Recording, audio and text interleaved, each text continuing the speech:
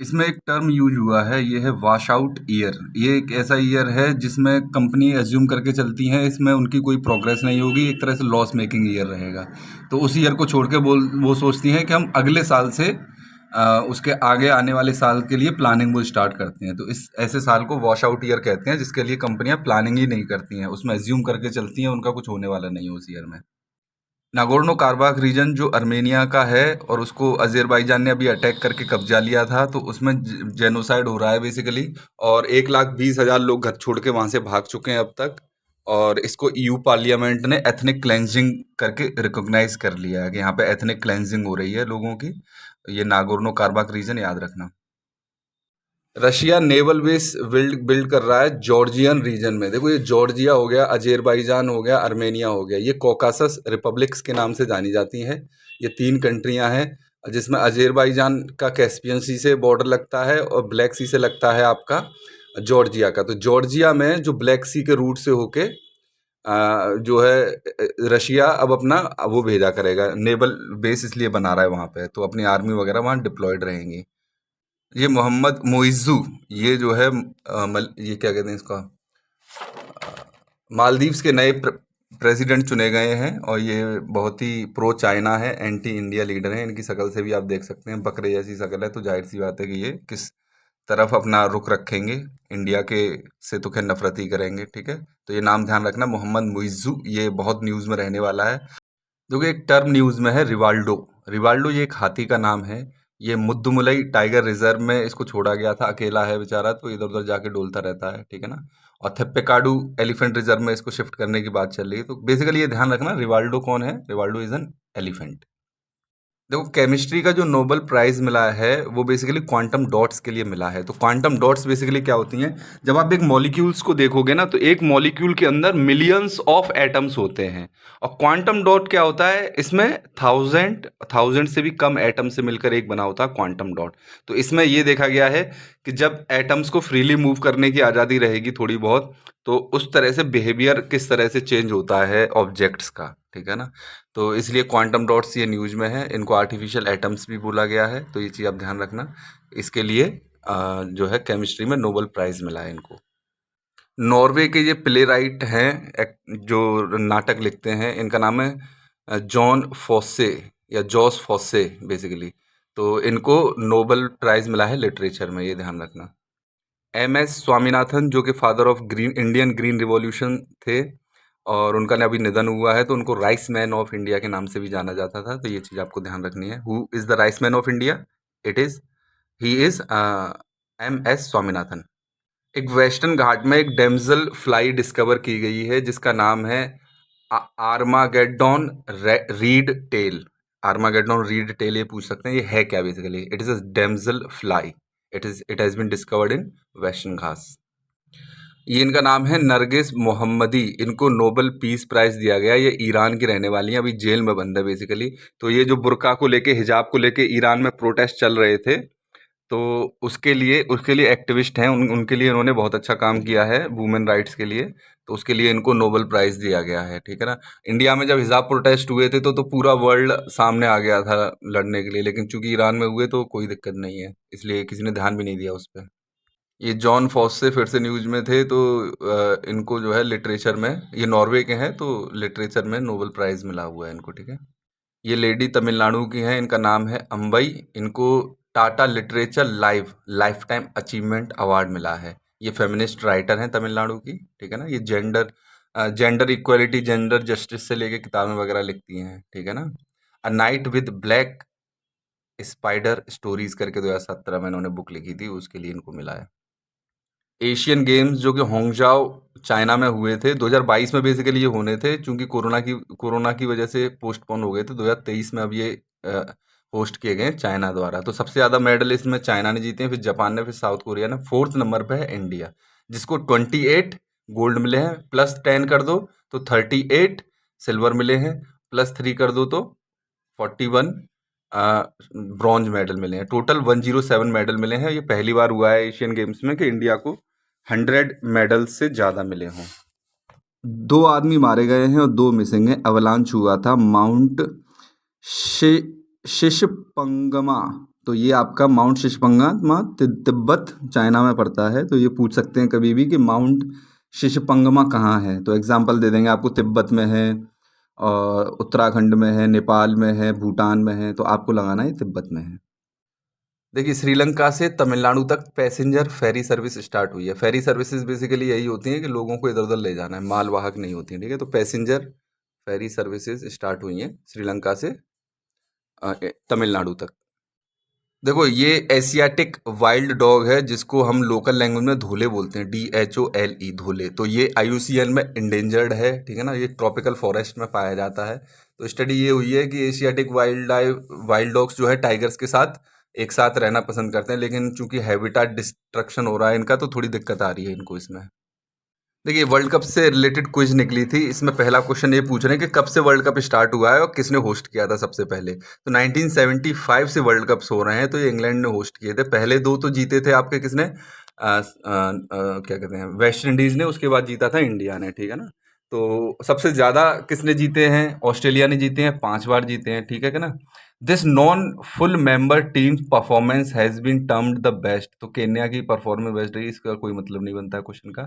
हाँ, जो world cup cricket का ICC men's cricket world cup है, इसको आप वर्ल्ड कप के नाम से जानते हैं। इसका पहले जो नाम हुआ करता था वो पहला नाम था द प्रूडेंशियल कप, ठीक है ना। In the first tournament this country was banned due to apartheid. मतलब किस रीजन से एक कंट्री को बैन किया गया था इनिशियली, तो साउथ अफ्रीका को बैन किया गया था अपार्थीड की वजह से। अपार्थीड होता है बेसिकली रेशियल डिस्क्रिमिनेशन करते हैं।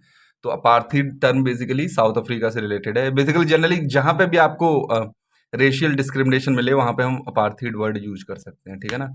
तो किस साल में, देखो पहले वर्ल्ड कप होता था 60 ओवर का, उसको घटा के 50 ओवर का किस साल में कर दिया गया था, तो ये किया गया था 1987 में, ठीक है ना।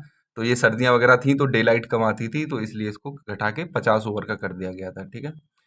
और this country became the first to win the world cup final on the home soil. घर में ही हमने जीता था, इंडिया ने बेसिकली जीता था ये 1983 में, जो हमने पहली बार जीता था, तो वो हमने अपने होम में जीता था, ठीक है। तो ये ध्यान रखना क्विज। द रेल गेज होता है दो पटरियों के बीच की डिस्टेंस। तो इस पर डिबेट चल रही है। तो जब इनिशियली ट्रेन इस्टेब्लिश की जा रही थी, ट्रेन रूट्स इंडिया में, तो वो मीटर गेज हुआ करते थे, उनके बीच की डिस्टेंस रहती थी 1 मीटर, ठीक है ना। लेकिन चूंकि अब ट्रेन थोड़ी एडवांस हो गई है, तो हम लोगों ने ब्रॉड गेज एक्सेप्ट किया है, जिसकी डिस्टेंस होती है, जिनके बीच की डिस्टेंस होती है 1.676 मीटर्स, ओके। तो ये लेंथ आप लोग ध्यान रखना, 1.676 मीटर होता है ब्रॉड गेज, ठीक है। जो हाई स्पीड रेल्स आज बन रही हैं, जैसे जो मतलब बॉम्बे में बन रही है, क्या नाम है उसका, जो जापान की हेल्प से बना रहे हैं हम, तो उनके जैसे जो हाई स्पीड रेल्स होती हैं, उनके बीच का रहता है 1.435 मीटर। इसको हम स्टैंडर्ड गेज भी बोलते हैं। हालांकि दो पटरियों के बीच की डिस्टेंस कितनी रहेगी ये डिपेंड करता है कंट्री बाई कंट्री पे, हर कंट्री का अलग अलग स्टैंडर्ड है। तो इंडिया में हम ब्रॉड गेज के लिए फॉलो करते हैं 1.676 मीटर्स। टाटा प्रोजेक्ट बना रहा है माइक्रोन प्लांट। तो पूछ सकते हैं माइक्रोन प्लांट आपका चिप मैन्युफैक्चर करेगा, गुजरात में ये लग रहा है, सनंद करके जगह है, SANAND, ओके। जितने भी इंडिया में फ़ोन आते हैं, अगर आईफोन है तो उसमें मैक का ऐप स्टोर मिलता है। अगर बाकी का कोई भी दुनिया में फ़ोन ले लो, उसमें गूगल का ही ऐप स्टोर मिलता है। तो वहीं से जाके आपको एप्लीकेशंस डाउनलोड करने पड़ते हैं, और उसमें वही एप्लीकेशंस मिलते हैं जो गूगल चाहता है, नहीं समझे। तो इसी को काउंटर करने के लिए फ़ोन पे ने, इंडिया के फ़ोन पे ने इंडस ऐप स्टोर लॉन्च किया है, ठीक है ना। तो पूछ सकते हैं इंडस क्या है, या फिर पूछ सकते हैं कि जो नया ऐप स्टोर फ़ोन पे ने लॉन्च किया है उसका नाम क्या है, तो इंडस है, ठीक है ना। तो इंडस ऐप स्टोर किसने लॉन्च किया ये भी पूछ सकते हैं, तो वो फोन पे ने लॉन्च किया है। काउबाल गाली मुश्कोह वैली, ये वैली गुरेज वैली के पास पड़ती है, जम्मू एंड कश्मीर में है। तो ये आप ध्यान रखना। और इसमें जो है जम्बा याक, एक याक की वैरायटी है ये, जम्बा याक, छोटा रहता है उससे हाइट में, तो वो यहाँ पे मिलती है। तो ये वैली पूछ सकते हैं कहाँ है। स्वाति नायक, जिसको के लोग उड़ीसा में बहना दीदी के नाम से जानते हैं, ये सीड लेडी कह के बुलाते हैं इसको, सीड लेडी। और इसको नॉर्मन बोरलंग अवार्ड मिला है। इसने ड्रॉट टॉलरेंट राइस वैरायटी बनाई है, ठीक है ना। नॉर्मन बोरलंग वो व्यक्ति था जिसको फादर ऑफ ग्रीन रिवॉल्यूशन बोला जाता है इंटरनेशनल, ठीक है। और इंडिया वाले को MS स्वामीनाथन बोलते हैं, ठीक है।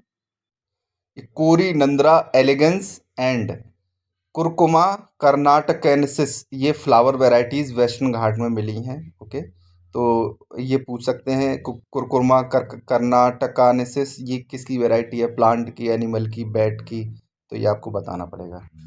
देखिए, केरला में एक फेडरल बैंक है जिसने मना कर दिया है कि 2030 के बाद अगर कोई थर्मल पावर प्लांट लगाना चाहता है तो उसको हम पैसा नहीं देंगे। ओके, देखो, बीमा वाहक होते हैं तो ये IRDAI, तो ये इंश्योरेंस इंक्लूजन को इंक्रीज करने के लिए रूरल एरियाज में बीमा वाहक जो वुमेन सेंट्रिक लोग होंगे उनको लाने के लिए बीमा वाहक लोगों के लिए नॉर्म्स जारी किए हैं IRDAI ने। ओके, क्लाउडिया गोल्डेंस को 2023 का इकोनॉमिक्स में नोबेल प्राइज दिया गया है। इन्होंने वर्क प्लेस में जेंडर गैप कितना है उस पर रिसर्च की है।